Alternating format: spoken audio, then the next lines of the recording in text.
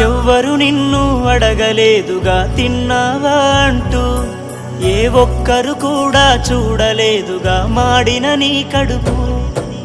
అవమానాలే ఎన్నెదురైనా ఆగని నీ అడుగు, ఆ అడుగులు చేసిన పోరాటం నీ గెలుపుకు కారణము.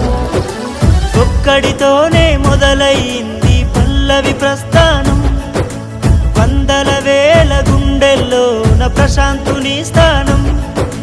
చరిత్రలోన నిలవాలి అన్నా నీ విజయం, తగ్గేదే లేదు అస్సలు తగ్గేదే లేదు. మన పల్లవి ప్రశాంతుకెవ్వడు ఇంకా అడ్డే రాలేడు.